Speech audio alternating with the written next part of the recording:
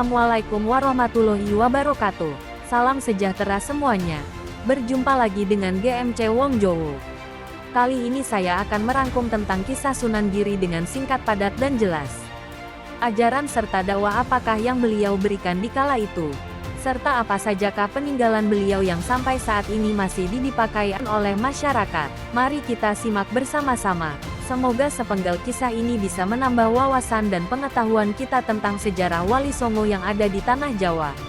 Oke, langsung saja kita mulai pembahasannya.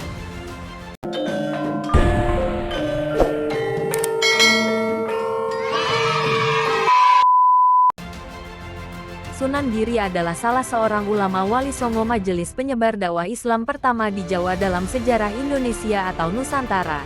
Pada abad ke-14 Masehi, seiring munculnya Kesultanan Demak dan menjelang runtuhnya Kerajaan Majapahit. Selain sebagai ulama dan pendakwah yang giat menyebarkan syiar Islam, Sunan Giri ternyata juga bertahta sebagai seorang raja dengan Prabu Satmoto. Ia memerintah Kerajaan Giri Kedaton pada tahun 1487 sampai tahun 1506 Masehi, berkedudukan di Gresik, Jawa Timur. Sunan Giri punya banyak nama lain atau julukan. Di antaranya adalah Joko Samudro, Raden Paku, dan Muhammad Ainul Yakin. Sebelum menyebarkan Islam, ia berguru kepada Sunan Ampel di pesantren Ampel Denta, Surabaya. Di pondok pesantren itu keilmuan Sunan Giri ditempa.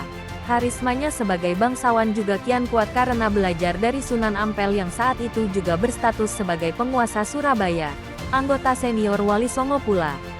Ketika Kerajaan Majapahit terpecah-pecah menjadi kadipaten-kadipaten kecil, Sunan Giri mempertahankan kemerdekaan wilayahnya dan mengangkat dirinya sebagai penguasa Giri Kedaton hingga ia wafat pada tahun 1506 Masehi. Nasab dan kelahiran Sunan Giri. Ibu Sunan Giri adalah Dewi Sekardadu, putri bangsawan Menak Sembuyu dari wilayah Kerajaan Blambangan atau Banyuwangi. Ayahnya adalah Maulana Ishak, seorang mubalik yang datang dari Asia Tengah.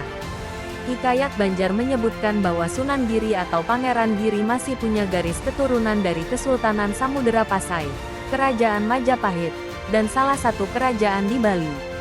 Dilansir dari laman Desa Giri, jika ditarik lebih jauh lagi nasab Sunan Giri sampai ke Nabi Muhammad SAW dari jalur Husain bin Ali radhiyallahu anhu, Ali Zainal Abidin dan seterusnya. Catatan nasab Sunan Giri ini diterakan oleh Sa'adah Balawi dari Hadramaut dan dipercaya sebagai sumber sahih di beberapa pesantren di Jawa Timur. Kisah kelahiran Sunan Giri bermula dari ajakan Maulana Ishak kepada mertuanya Menak Sembuyu untuk masuk Islam. Menak Sembuyu yang merupakan penguasa wilayah Blambangan di akhir masa Majapahit marah karena diminta meninggalkan keyakinannya. Akibatnya Maulana Ishak diusir dari Blambangan. Saat itu, istri Maulana Ishak, Dewi Sekardadu, sedang hamil tua. Mereka dipisahkan oleh Menak Sembuyu. Dewi Sekardadu dipaksa tetap di Blambangan sementara Maulana Ishak meneruskan perjalanannya ke daerah lain. Merana karena ditinggal suaminya, Dewi Sekardadu akhirnya meninggal saat melahirkan seorang bayi pada tahun 1442 Masehi di Blambangan. Bayi inilah Pangeran Giri alias Sunan Giri. Diceritakan, saat itu terjadi wabah besar di Blambangan. Menak Sembuyu berkeyakinan bahwa pagebluk itu berkaitan dengan bayi laki-laki Maulana Ishak yang dilahirkan putrinya yaitu Dewi Sekardadu. Agus Sunyoto dalam Atlas Wali Songo 2016 menuliskan, untuk mengusir wabah, bayi itu diletakkan di sebuah peti dan dihanyutkan ke tengah laut. Peti itu lalu tersangkut di kapal milik Nyai Pinati yang sedang bertolak ke Bali. Oleh Nyai Pinati, bayi itu dijadikan anak angkat dan diberi nama Joko Samudro karena ditemukan di tengah laut atau samudra. Ketika beranjak besar, Joko Samudro kemudian dipondokkan di pesantren Ampel Denta, Surabaya.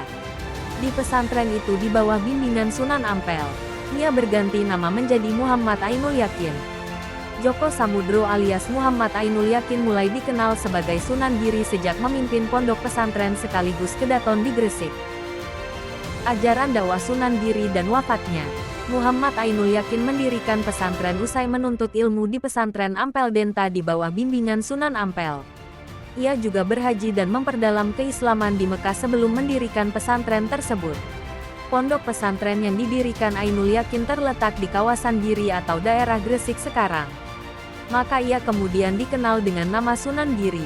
Alik Al-Adim dalam buku Kerajaan Islam di Jawa 2012 menuliskan bahwa selain melalui jalur pendidikan, Sunan Giri juga berdakwah lewat karya-karya seni yang ia ciptakan, seperti tembang atau lagu dan permainan anak-anak. Permainan anak-anak yang dibuat oleh Sunan Giri diantaranya adalah jelungan, jamuran, gendi gerit, dan lainnya. Sedangkan tembang anak-anak yang ia ciptakan sebut saja Padang Bulan, Jor, Gula Ganti, dan Cubla-Cubla Suweng. Seperti halnya para wali songo lainnya, Sunan Giri juga berupaya merangkul tradisi lokal dan memadukannya dengan dakwah Islam seperti selamatan, acara di keramaian, dan upacara-upacara lainnya. Taktik dakwah seperti ini cukup efektif dalam menarik hati warga yang kemudian bersedia memeluk agama Islam. Karisma dan pengaruh Sunan Giri berhasil menggalang rakyat untuk bertahan ketika kerajaan Majapahit terpecah belah sebelum akhirnya runtuh lantaran serangan dari Kesultanan Demak yang merupakan kerajaan Islam pertama di Jawa. Bersama para santri dan warga sekitar, Sunan Giri mempertahankan wilayah Giri dan mendirikan kerajaan Giri Kedaton atau Kedatuan Giri. Sunan Giri wafat pada tahun 1506 Masehi. Dilansir dari Disparbud Gresik, saat ini makam Sunan Giri terletak di atas bukit di Desa Giri, Kecamatan Kebomas Gresik, Jawa Timur. Demikianlah cerita singkat tentang kisah Sunan Giri. Semoga informasi ini bermanfaat untuk kita semua serta dapat menambah wawasan dan pengetahuan kita tentang penyebaran agama Islam di Indonesia terutama di Tanah Jawa. Jangan lupa untuk terus support channel GMC Wong Jowo agar terus berkembang, supaya anak cucu kita kelak bisa tahu tentang penyebaran agama Islam di Indonesia terutama di Tanah Jawa. Terima kasih telah menonton sampai akhir. Sampai jumpa di video selanjutnya.